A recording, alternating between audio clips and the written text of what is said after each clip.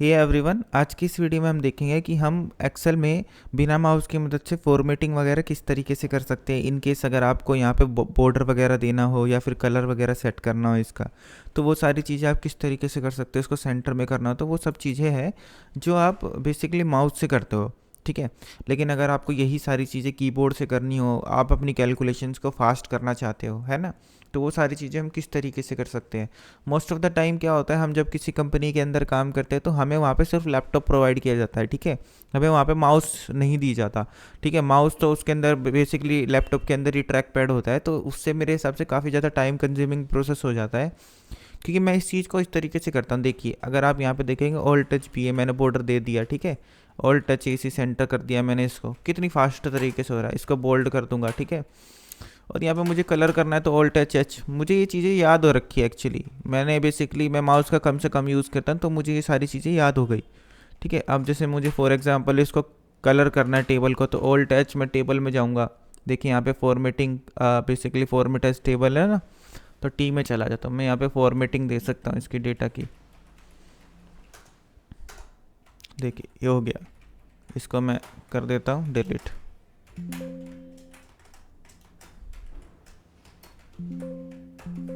ठीक है, तो इसको मैं यहाँ से डिलीट कर देता हूँ। काम करता हूँ, डिलीट नहीं कर सकता, कोई दिक्कत नहीं है इसको, तो मैं सिंपल इसको वैल्यूज़ को डिलीट कर देता हूँ। वो भी नहीं कर सकता, कोई दिक्कत नहीं है, चलिए। क्योंकि मैंने वहाँ पे माई टेबल हैज़ हेडर कर दिया था ना, इस वजह से ये चीज़ें हो रही है। तो यहाँ से मुझे हेडर रो को हटा देना है, सिंपल, ठीक है ना। तो आई होप आपको ये चीज़ समझ में आई होगी। एक बार इसको देख लेते हैं किस तरीके से करना है, ठीक है। फॉर एग्जांपल मेरा ये रो डेटा इस तरीके से था। मैं यहाँ पे ना अपने की स्क्रीन के ऊपर ऑन स्क्रीन कीबोर्ड ले आता हूँ, ऑन स्क्रीन कीबोर्ड, ठीक है।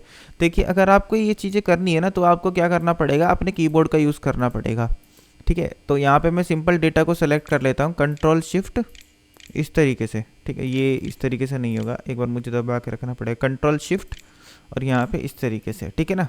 ये डेटा मैंने पूरा सेलेक्ट कर लिया। अब मुझे यहाँ पे बॉर्डर देना है इसको, है ना। तो मैं सिंपली यहाँ पे जाऊँगा ऑल्ट में।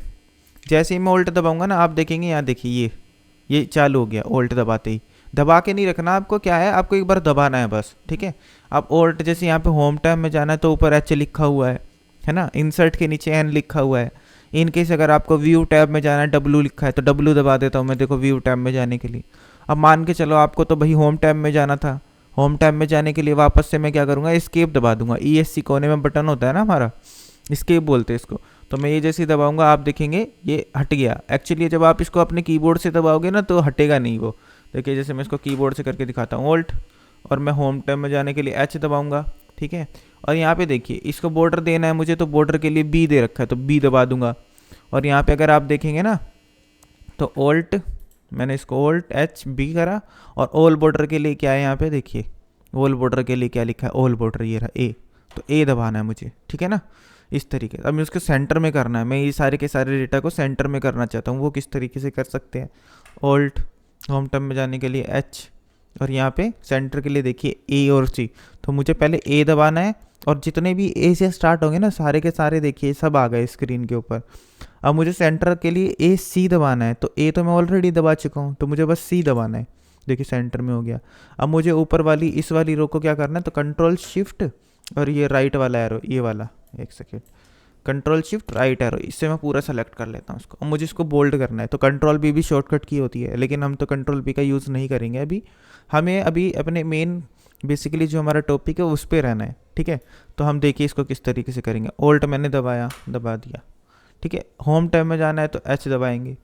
और यहाँ पे बॉर्डर के लिए देखिए, बोल्ड करने के लिए एक है, तो एक दबाना है आपको, सिंपल, ये लीजिए, बोल्ड हो गया ना। अब इसी तरीके से मुझे इसको कंट्रोल शिफ्ट इस तरीके से मैं इसको सेलेक्ट कर लेता हूँ। मैं होम टैब में जाऊँगा, दोबारा ऑल्ट दबाया मैंने, होम टैब में जाने के लिए एच दबाया। और यहाँ पे देखिए कलर के लिए हाईलाइट है, एच है, ठीक है। और यहाँ पे ये वाला कलर लेना, तो इसकी मदद से मैं नीचे आ जाऊँगा, ठीक है। और इनकी मदद से मैं इसको ये ले लूँगा, एंटर दबाऊँगा, ठीक है। बस सिंपल हो गया, हो गया ना। तो ये काफ़ी अच्छा प्रोसेस है, ये काफ़ी अच्छी टेक्निक है जिसकी मदद से आप अपनी स्पीड को इम्प्रूव कर सकते हो, है ना। आप माउस से करोगे तो मेरे हिसाब से ये इम्प्रेशन भी गलत डालता है, ठीक है ना। तो आज की इस वीडियो में इतना ही मैं आपको बताना चाहता था। अब नेक्स्ट वीडियो में तो हम काफ़ी सारी चीज़ें और कवर करने वाले हैं। आप इस चैनल को सब्सक्राइब कीजिए, काफ़ी अच्छी अच्छी चीज़ें मैं इसमें बताता हूँ, ठीक है। आई होप आपको ये वीडियो अच्छी लगी होगी। Thank you for watching everyone.